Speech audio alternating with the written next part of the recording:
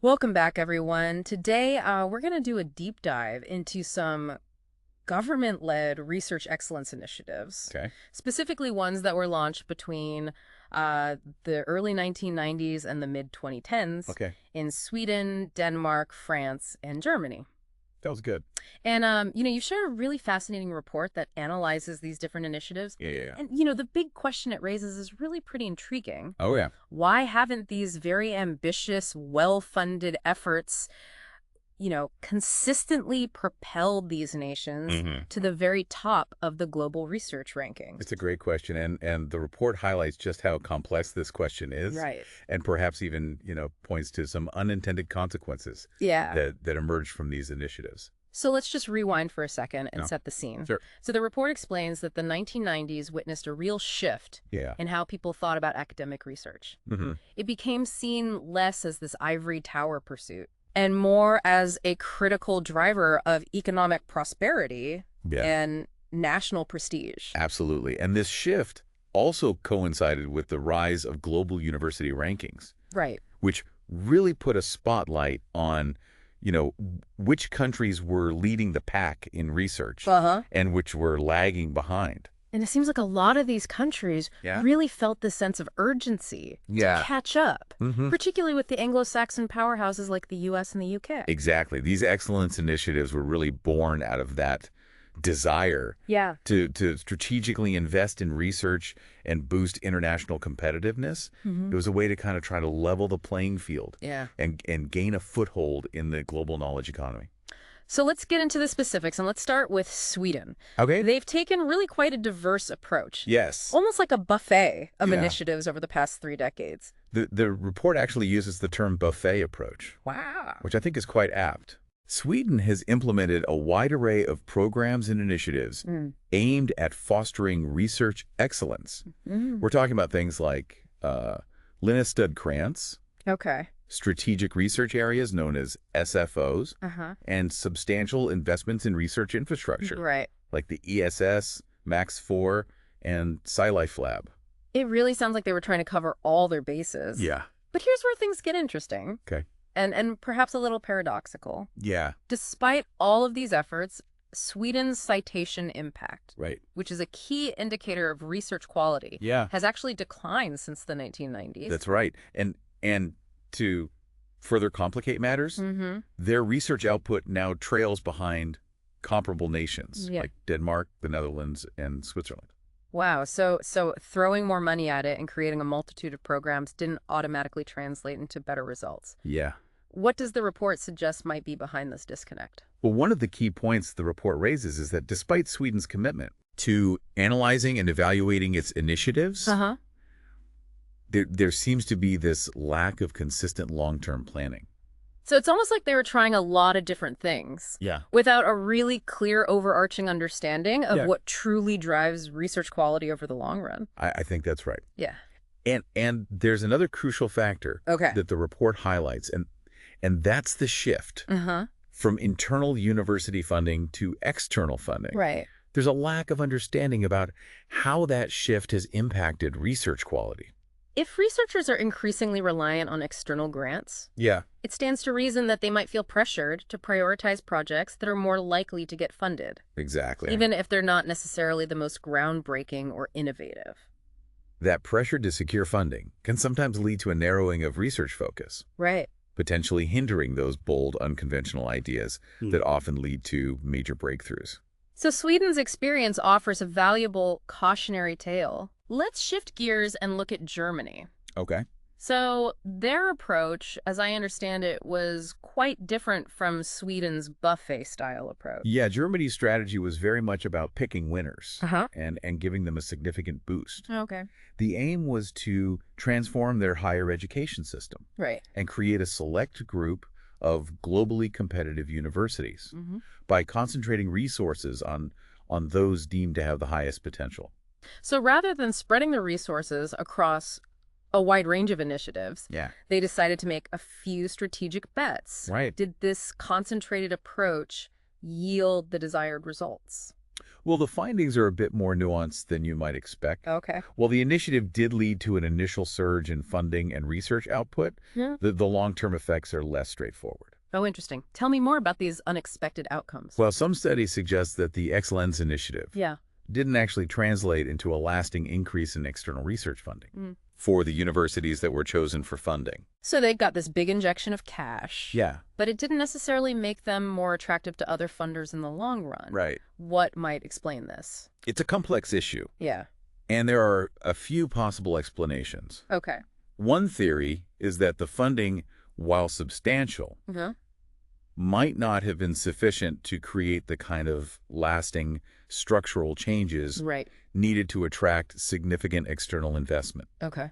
Another possibility is that the focus on a select few universities Right. might have inadvertently created a sort of hierarchy within the German higher education system. Almost like a self-fulfilling prophecy where the institutions labeled as excellent Exactly. continue to receive the lion's share of the resources and attention, Right. while others struggled to compete. And that brings us to another intriguing finding from the report. Okay. There's some evidence to suggest that the Excellence Initiative Yeah. might have actually benefited the universities that didn't receive funding. Now, that's really counterintuitive. How could that be possible? Well, it's thought that the initiative might have inadvertently spurred those universities Yeah. to focus more on their own strengths and seek out alternative funding sources. Mm. It's almost as if the competition itself, even for those who didn't win, Yeah. forced them to become more strategic and resourceful. It's a great example of how competition can have these ripple effects, Yeah. creating both intended and unintended consequences. Absolutely. It seems like even in the pursuit of excellence, Yeah. there's a need to consider the potential impact on the entire system, Right. not just the select few. And this highlights the importance of thinking about how to create a more level playing field that allows all institutions to thrive Right.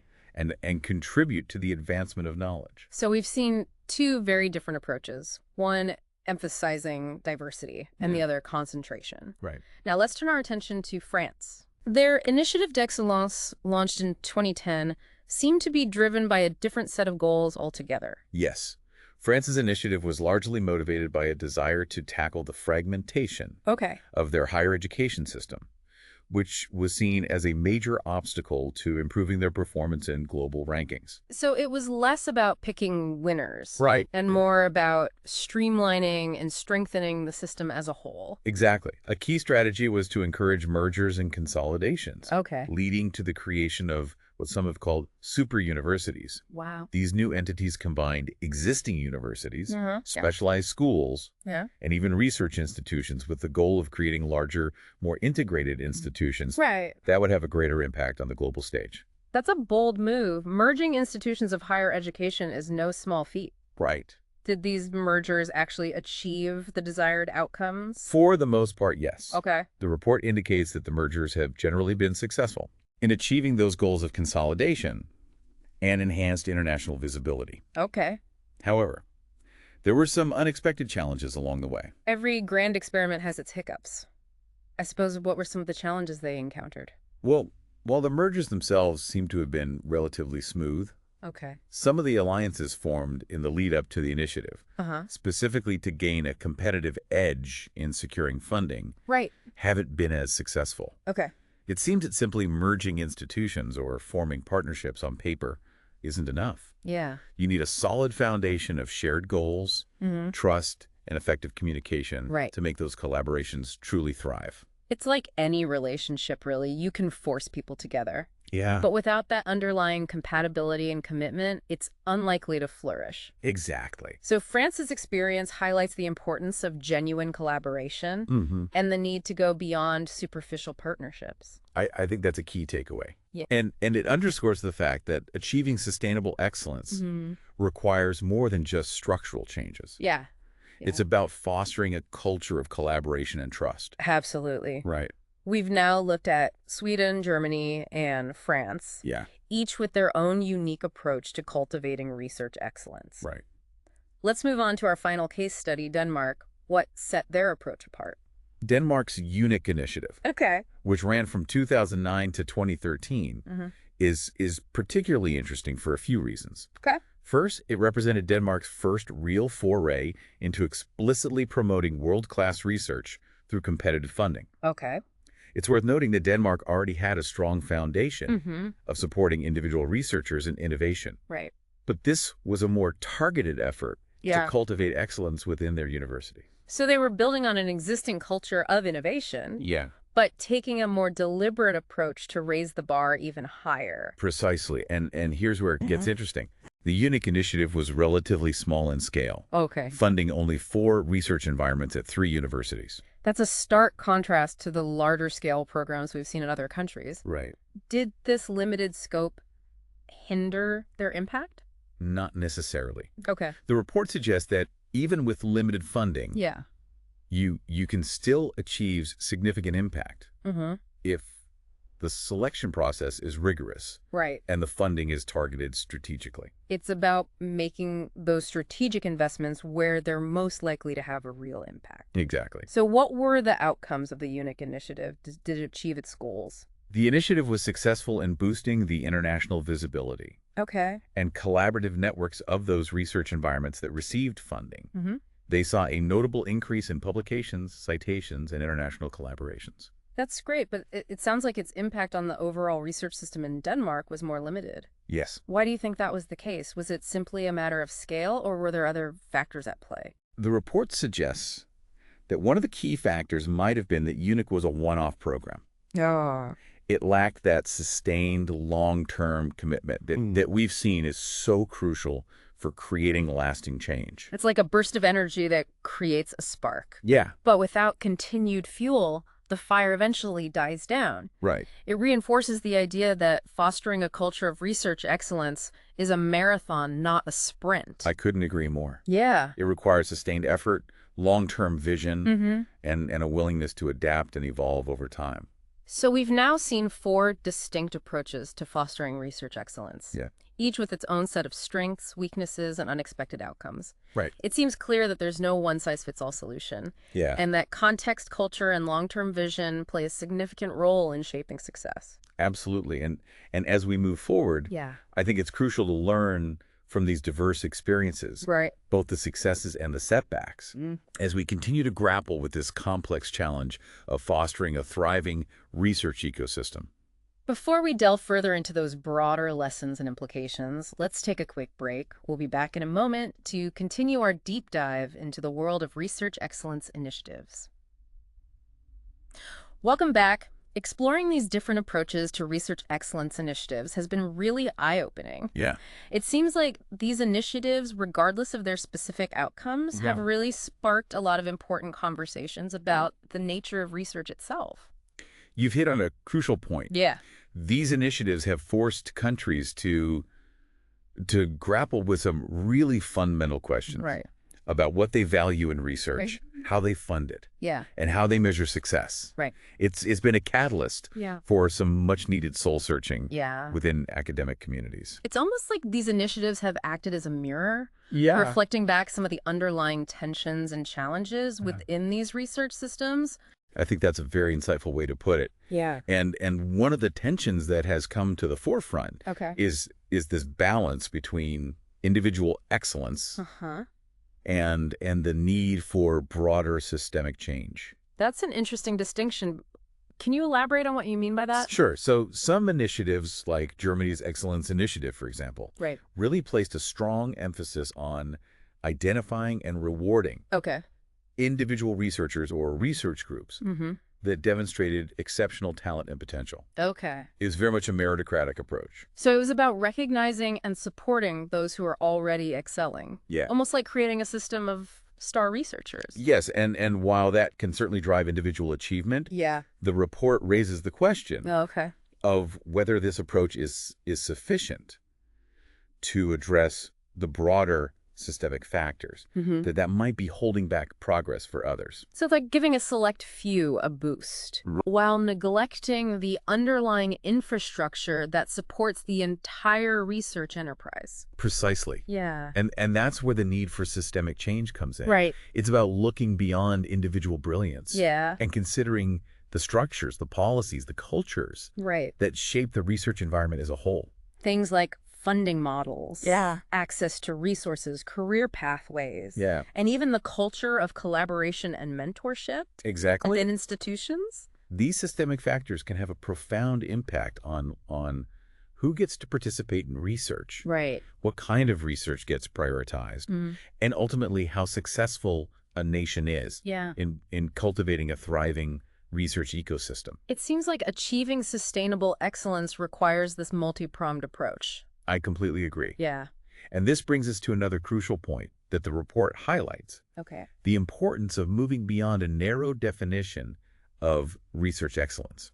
What do you mean by that? Isn't excellence inherently about being the best? Producing the most groundbreaking discoveries and topping those global rankings. Those are certainly traditional markers of success. Right. But I think there's a growing recognition that research excellence needs to be defined more broadly, Okay. taking into account not just scientific breakthroughs, Uh-huh. but also societal impact and relevance. So it's not just about pushing the boundaries of knowledge for its own sake, but Right. also considering how that knowledge can be used to address real-world challenges and Right. improve people's lives. It's about asking questions like, Yeah. is this research contributing to solutions for pressing problems? Is it engaging with communities beyond the ivory tower? Right. Is it being communicated effectively to the public? Those are important questions. It seems like this shift in focus Yeah. could also help to diversify the research landscape, attracting individuals who are passionate about making a real-world difference, Right. even if they might not fit the traditional mold of a star researcher. Absolutely. And it also aligns research Yeah. more closely with the needs and priorities of society, Right. which is crucial for ensuring continued public support and investment. So it's about moving beyond metrics Yeah. and embracing a more holistic, values-driven approach to research excellence. Well said. Yeah. And I think this shift in perspective also necessitates Okay. a rethinking of how we fund and support research. What are some of the alternative funding models that are being explored? Well, one intriguing approach Yeah. is to move away from a purely competitive funding model, Uh-huh. where researchers are constantly vying for limited resources, Right. toward a more collaborative and supportive system. So instead of pitting researchers against each other, Yeah. creating a more collaborative environment where they can share knowledge, Exactly. resources, and expertise. There's a growing recognition that some of the most groundbreaking discoveries often emerge from those unexpected collaborations, those moments when different perspectives collide and spark new ideas. And it seems like that kind of collaborative spirit Yeah. would also be crucial for tackling those complex interdisciplinary challenges that we face as a society. We're talking about issues like climate change, Right. social inequality, Mm-hmm. global health crises, problems that defy easy solutions Right. and demand a more integrated systems-level approach.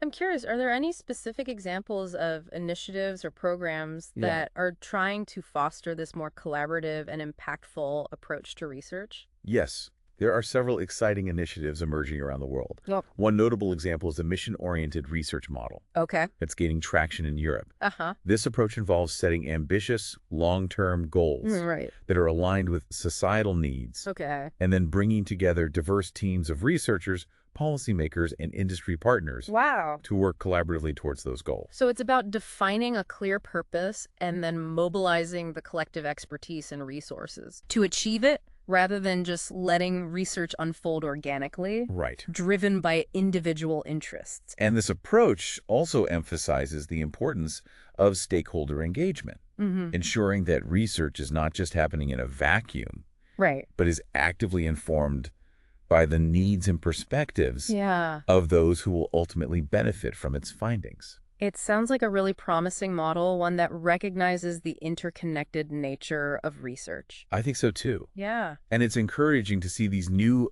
approaches emerging, Right. approaches that challenge the traditional paradigms and embrace a more collaborative, impactful, Yeah. and values-driven vision for research excellence. This has been a fascinating exploration Yeah. of the evolving landscape of research excellence. We've seen how different countries have grappled with the challenges of fostering innovation, Yeah. promoting collaboration, Yeah. and measuring success. And it's clear that there's no single recipe for achieving excellence. I completely agree. It's an ongoing process Yeah. of experimentation, adaptation, and learning. And I think the most important takeaway Yeah. is that we need to be open to new ideas, Uh-huh.